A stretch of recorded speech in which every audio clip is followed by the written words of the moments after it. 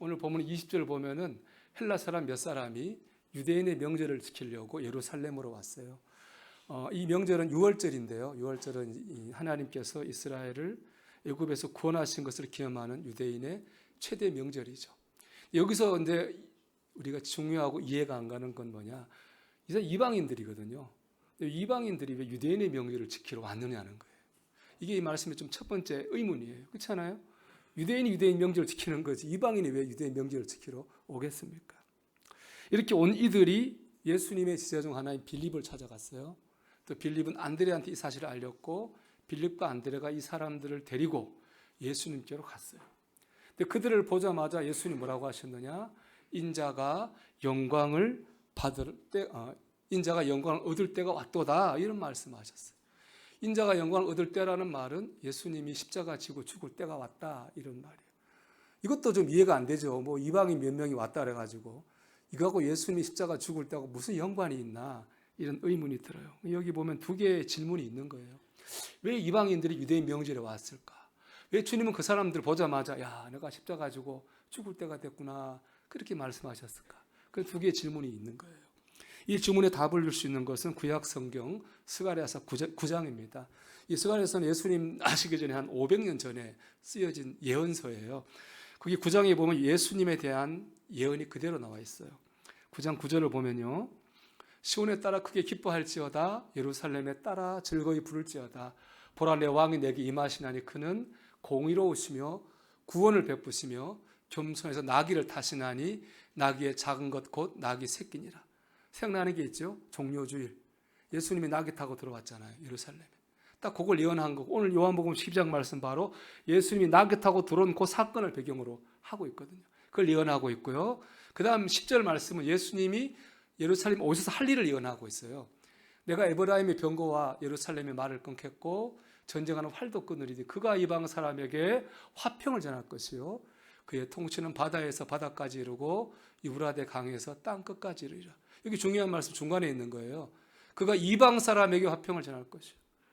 예수님이 오셔서 유대인만 구원하는 게 아니에요. 이방인도 구원해요. 바다에서 바다까지 이르고 유브라데 강에서 땅 끝까지 이르리라. 유대 나라에만 예수님이 통치하시는 게 아니에요. 온 나라와 온 민족을 하나님께서 주님이 통치하신다는 겁니다. 이 예언의 말씀이에요. 그 이방인들이 예루살렘에 왔다고 하는 건 바로 이 예언이 이루어질 때가 됐다고 하는 상징적인 사건이에요. 주님이 그 이방인들을 보고 그거를 아신 거죠. 아, 이 사람들이 올라온 거 보니까 스가랴서 9장의 말씀이 이루어질 때가 됐구나. 내가 이제 십자가를 질 때가 됐구나 라고 말씀하신 것입니다. 주님은요 때를 아셨어요. 그래서 오늘 말씀의 첫 번째 메시지는 때예요. 주님이 때를 아신 것처럼 여러분 우리도 때를 알아야 돼요. 전도 3장 1절 말씀 보면 천하 범사가 기한이 있고 천하 만사가 다 때가 있나니 그랬습니다. 저 기한이란 말은 우리말로 하면 계절입니다. 계절. 봄, 여름, 가을, 겨울 계절. 그런 정해진 때. 계절은 정해져 있잖아요. 정해진 때가 있어요. 뒤에 나오는 때는 적합한 시기예요. 합치면 정해진 적합한 시기가 있어요. 어떤 일을 해야 되도록 정해진 적합한 시기가 있고 그 적합한 시기에 우리는 그 일을 해야 돼요. 그래야 열매를 많이 맺어요. 그 시기와 때는 누가 정하느냐? 내가 정하는 게 아니고 하나님이 정하는 거예요. 하나님이 정해준 적합한 시기에 해야 되는 적합한 일이 있어요. 그 일을 하면 우리가 형통한 거예요. 예를 들어 볼까요? 겨울 되면 우리 어떻게 하죠? 옷을 두껍게 껴입죠. 그래야 추운 겨울을 나니까. 근데 나무는 반대예요. 나무는 옷을 벗어요. 그렇잖아요. 여름에 무성하던 잎이 가을 되면 낙엽이 돼가지고 겨울 되면 다 떨어지잖아요. 그리고 겨울을 나야 돼요. 그래야지 나무에서 새순이 솟는 거거든요. 같은 때지만 할 일이 달라요. 이 땅에는 모든 존재에는 하나님의 섭리가 있는 거예요. 우리는 그 뜻을 깨달아야 되는 거죠. 그게 바로 때입니다. 그럴 때 형통한 삶을 살 수 있는 거죠. 여러분 한번 여러분 한 주 동안 열심히 사셨을 건데 분주하게 하나님 앞에 오셨으니까 한번 잠깐 멈춰가지고 한번 여러분이 뭐 할 때인가를 한번 생각해 보세요. 하나님의 뜻을 이루기 위해서 내가 지금 하나님 안에서 복을 받는 삶을 살기 위해서 내가 지금 뭘 해야 될 때지 한 번쯤 생각해 보시기 바라요. 우리 그런 말 있잖아요. 속도보다 중요한 건 뭐죠? 방향이죠. 열심히 사는 거 좋은데 더 중요한 거는 내가 지금 바르게 복된 방향으로 가고 있느냐가 더 중요한 거예요. 바라기는 하나님 안에서 때를 분별할 수 있는 지혜가 있기를 축복합니다. 또 그때에 해야 될 일을 할 수 있기를 주 이름으로 축복합니다. 그 해야 할 일은 뭐냐? 오늘 본문으로 말하면 바로 역설의 삶을 사는 거예요. 하나님의 때 우리가 해야 될 일은 바로 역설이에요. 역설이라고 하는 건 논리적으로 못 쓴다는 거예요. 한마디로 말이 앞뒤가 안 맞는 거를 역설이라고 그러죠. 오늘 예수님 말씀에 보면 앞뒤가 안 맞는 말씀이 두 개 나와요. 첫째는 23절에 나오는 말씀이 아까 했지만 인자가 영광을 얻을 때가 왔도다라는 말 앞뒤 안 맞아요. 왜냐? 말씀드린 것처럼 인자가 영광을 얻을 때라고 하는 것은 주님이 십자가 지고 죽으시는 때거든요. 여러분 주님 십자가 지고 죽으시는 게 세상적으로 영광을 받는 거예요. 당시에 보면 십자가형 받는 사람 어떻게 하냐? 로마 병정은 또 죽도록 맞아요. 고문당해요. 거의 초죽음이 된 상태에서 무거운 십자가를 들고 골고다 언덕 올라가야 돼요. 그리고 온몸이 발가벗겨진 상태에서 손에 못 박혀서 매달려 있다가 죽는 거예요. 사람들이 조롱하고 모욕하고 그래요. 수치스러운 자리죠. 그 영광의 십자가는 영광의 자리가 아니고 가장 수치스러운 자리예요. 정신적으로나 육체적으로나 낮은 자리예요. 그런데 주님은 영광의 때라고 이렇게 말했어요. 앞뒤가 안 맞죠. 십자가는 영광이 아니거든요. 두 번째 앞뒤가 안 맞는 말은 하늘의 미랄이 땅에 떨어져 썩어지면 많은 열매를 거둔다는 말이에요. 이 말은 하늘의 미랄이 땅에 떨어진다는 말은 죽는다는 거예요. 죽으면 많은 열매를 맺는다는 거예요. 그런가요, 여러분? 우리 죽으면 다 끝나잖아요. 죽으면 끝이잖아요. 우리 죽는데 뭐 할 수 있어요? 죽으면 아무것도 못해요. 그런데 어떻게 많은 열매를 맺죠? 이것도 앞뒤가 안 맞는 모순이고 역설입니다. 그러니까 놀라운 건 뭐냐? 이 역설이 지나고 보니까 다 맞는 말이 돼 있더라는 거예요.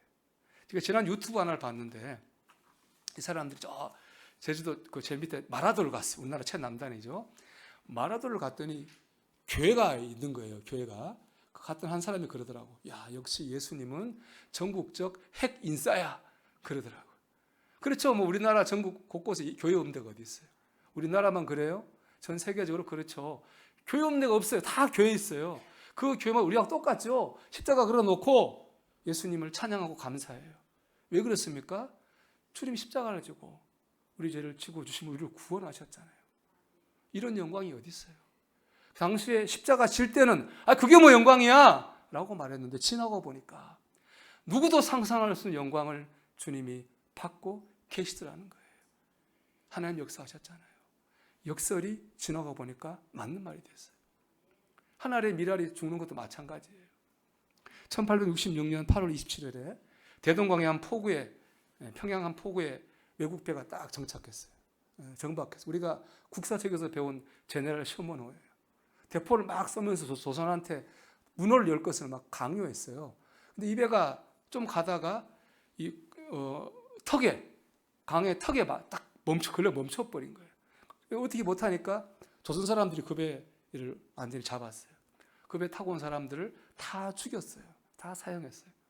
그때 죽은 사람 중에 하나가 누구냐? 토마스 선교사입니다. 토마스 선교사는 조선을 선교하려고 왔는데 그때 나이가 27살이에요. 근데 배에서 못 내려봤으니까 예수 믿으라 말 한마디 못하고 목 잘려 죽은 거예요.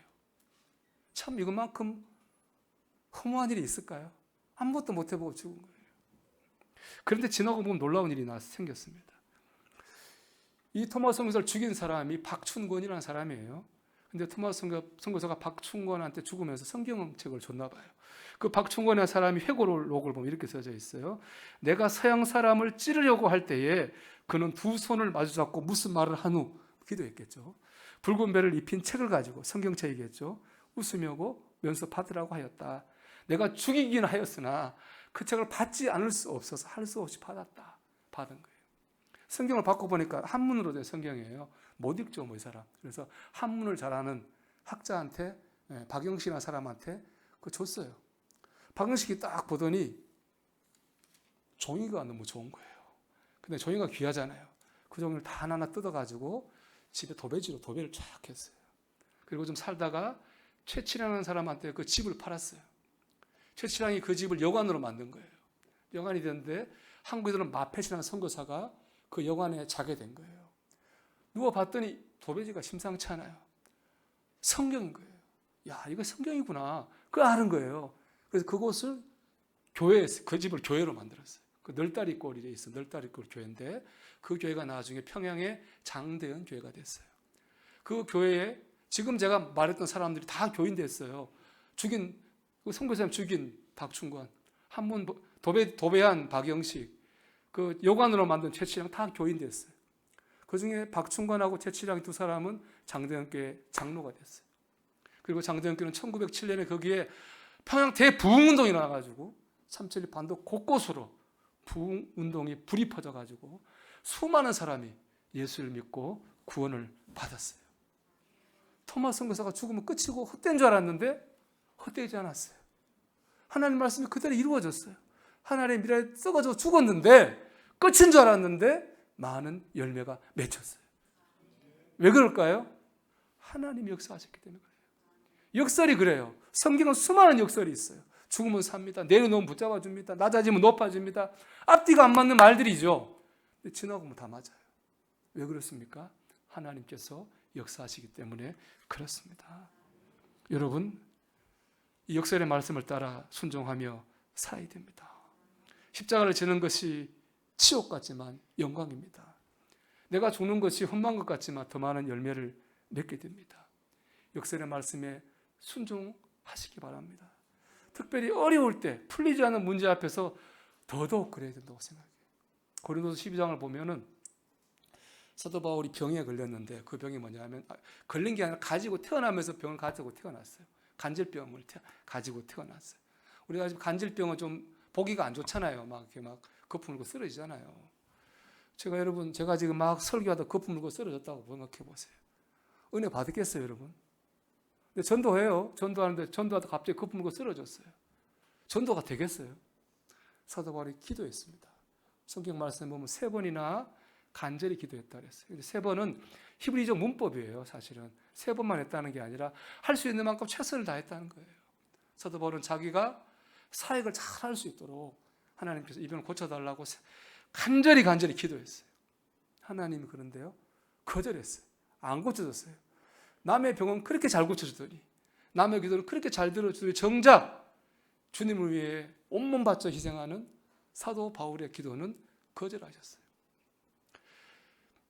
여러분 같으면 어떻겠어요? 네, 여러분이 사도 바울 같으면 어떻겠어요? 내가 얼마나 주님을 섬겼는데 낙심하지 않겠어요? 좌절하지 않겠습니까? 하나님이 밉지 않겠습니까? 그런데 사도 바울은 이상하게 반응해요. 고린도후서 12장 9절 10절인데요. 9절 한번 같이 읽어볼까요? 그러므로 도리어 크게 기뻐함으로 내가 약한 것들에 대하여 자랑을 해요. 오히려 숨겨야 될 것 같은데, 나는 저 간질병 걸리고 나는 뭐가 못했다. 오히려 자랑하고 다니는 거예요. 이제 좀 이상한 것 같아요, 바울이. 그 이유는 바로 12장 10절에 나오는 말이에요. 같이 읽어볼까요? 이는 내가 약한 그때의 강함이라. 이 앞뒤가 안 맞는 말 아닙니까? 역설이죠. 정말 대표적 역설이에요. 내가 약한 그때는 나는 어떻게 해요? 약하죠. 어떻게 내가 약한 그때 강해질 수 있어요? 내가 강한 때 어떨 때입니까? 내가 강한 그때 강해지는 거예요. 내가 돈 잘 벌고 일 잘 되고 몸 건강하고 젊을 때 그때 강하죠. 정반대 때 어떻게 합니까? 약할 때인 거예요. 말이 안 되는 말이에요. 근데 바울은 이거를 믿는 거예요. 이 생각을 하는 겁니다. 바울이 이렇게 할 수 있었던 건 이거겠죠. 제 생각할 때는 약함과 강함 사이에 하나님을 집어넣은 거예요. 그렇죠? 약한 강함, 내가 약하잖아요. 약한 것 때문에 뭐예요? 하나님께 더 의지하는 거예요. 내가 부족한 것 때문에 하나님 더 붙드는 거예요. 하나님 어떻게 하셔요? 강하게 하신다는 거예요. 그러다 보니까 내가 강해지는 것보다 하나님이 강하게 하시는 게 더 강하니까, 내 머리로 계산하는 것보다 하나님 지으시는 게 더 좋으니까, 내가 잘났다고 막 하는 것보다 하나님 목표 주시는 게 더 좋으니까 약함과 강함 사이에 하나님이 계시게 한 거예요. 그러니까 내가 약한 그때 강함이 이렇게 말할 수 있었겠죠. 사도 바울의 생각이고 중요한 결과잖아요. 여러분, 사도 바울이 병 때문에 할 일을 못했을까요? 아닙니다. 더 열정적으로 했습니다. 더 뜨겁게 했습니다. 더 더 좋은 열매를 맺었습니다. 수많은 교회를 개척하고 제자를 양육하고 13권의 성경을 썼습니다. 기독교를 세운 사람이 사실은 사도 바울입니다. 사랑하는 여러분, 여러분이 가진 문제나 약점들 다 있죠. 뭐 그런 사람 없는 거 없죠. 가난, 질병, 콤플렉스 다 있죠. 그것 때문에 나는 영적으로 충만하고 평안한 삶을 못 살아 라고 생각합니까? 그건 여러분 착각이에요. 그건 아니에요. 여러분의 약점과 컴플렉스와 단점과 여러분 사이에 하나님이 계시게 하세요. 그렇죠? 그럼 우리는 약할 때 오히려 하나님이 강하게 하시는 것을 경험하게 될 줄 믿습니다. 여러분 가정이 가진 문제 다 가정마다 문제가 있죠. 이거 문제 때문에 우리 가정이 불행해. 그건 여러분 생각이에요. 그 문제에 대한 태도의 문제예요. 여러분의 가정과 문제 사이에 하나님이 계시게 하세요. 의지해요. 하나님, 여러분 온 가정이 하나 되어 하나님 의지해 보세요. 그러면 오히려 하나님 앞에서 여러분 안에서 때문에 여러분 더 강하고 행복한 가정이 될 줄 믿습니다. 어떤 고난을 만났나요? 여러분 고난이 문제가 아니고 태도가 문제죠. 고난과 여러분 사이에 하나님을 계시게 하세요. 의지하세요. 그러면 고난이 뭐가 되는 거예요? 기회가 되는 거예요. 이게 때를 분별하는 거예요, 여러분. 이게 때를. 제가 하고 싶은 이 얘기예요. 때를 분별한다고 다른 게 아니라 지금이 고난 때인 줄 알았더니 하나님이 역사하실 기회 때구나. 내가 실망하고 낙망하고 좌절할 때인 줄 알았는데 아니구나. 하나님 나를 세울 때구나. 나를 일으키신 때구나. 하나님 힘주시는 때구나. 지혜 주시는 때구나. 이게 분별. 이 분별을 해야 된다는 거예요. 제가 일부에는 사실 시간이 없어서 내가 간증을 너무 하고 싶었는데 못했어요. 제가 예수를 안 믿었잖아요. 제가 믿은 거는 제가 태어날 때 장애가 있어요. 사실 어떤 목사님 막 옷 벗고 막 내가 칼자국 보여주던데 나도 막 보여주고 싶어. 그럼 여러분이 알 거예요. 내가 태어나면서부터 이것 때문에 얼마나 많은 스트레스를 받고 아마 우리 돌아가신 변우기 집사님은 알 것 같아요. 그거는 여러분이 상상할 수 없는 아픔이에요. 태어나면서 그랬다가 그러는 거는 나하고 남이 다르다고 하는 거 그것 때문에 손가락질 받고 그건 너무 큰 충격이거든요. 그러다 보면 어떻게 되냐? 사람이 자존감이 떨어져요. 자존감 떨어지면 어떡하냐? 공격적이 돼요. 뭐가 나요? 잘 삐져요. 나는 그런 것 같아요. 내가 보면은 난 내 경험을 놓고 보면은 사람이 공격적이고 모나고 잘 삐지고 그런 사람 있잖아요. 자존감이 약해서 그렇다고 생각해요. 예수님의 사랑을 만나면요, 그거 없어져요. 저는 확신해요. 예수님 사랑을 만나면 자존감이 딱 서요. 그러면 사람이 달라지는 거죠. 저는 그렇게 예수님을 만났다고요. 하나님이 내가 힘드니까 하나님 원망했다고요. 왜 나를 이렇게 태어나게 하신다? 하나님 굉장히 원망했어요. 그것 때문에 하나님의 사랑을 경험한 거예요. 약할 때 강해졌잖아요. 목회하면서 우리 양가에 예수 믿는 사람이 한 명 없어요. 딱 요맘때죠. 이제 제가 4월 되면 안수 받거든요. 목회 안수 못 받겠어요. 너무 외로워요. 날 위해 기도해줄 사람이 없고 상의할 사람이 없고 아무도 없어요. 내적 사람이 늘 믿음이 좋나요? 깔아앉을 때 많잖아요. 내가 이거 도저히 못 해먹겠다 그런 생각을 했어요. 근데 기도하는데 누구한테 부탁할 사람도 없어요. 외롭다고 생각했어요. 참 외로웠어요. 그래도 늘 습관처럼 제가 그날 우리 어머니가 예수 안 믿으니까 습관처럼 어머니를 위해 기도하는데 갑자기 어머니를 사랑하는 마음이 불처럼 일어나더니 눈물이 나더라고요. 내가 한참은 기도했어요. 그러면서 어머니 기도하다 보니까 영적으로 뜨거워졌어요. 약할 때 강해진 거 아니에요? 그래서 우리 어머니 예수 믿고 구원 받았어요. 내가 그거 보고 느꼈다. 세상에 하나님 앞에 헛된 기도 하나 없다. 땅에 떨어진 기도 없다. 우리 어머니가 저런 분도 예수 믿고 하나님 응답하시는데 헛된 기도 하나 없다고 저는 생각해요. 우리가 1초를 기도하면 들으신다고 저는 믿어요. 저 그렇게 30년 기도하는데 어떻게 매일 뜨게 기도합니까? 습관적으로 그냥 어머니 구원해서 한마디 하고 할 때도 많았다고요. 하나님 그거 하나 헛되게 들으신 적이 한 번도 없어요. 기도는 땅에 떨어지지 않는다. 이게 제가 받은 은혜인데 약할 때 강하게 하신 거 아닙니까? 여러분 분별하세요.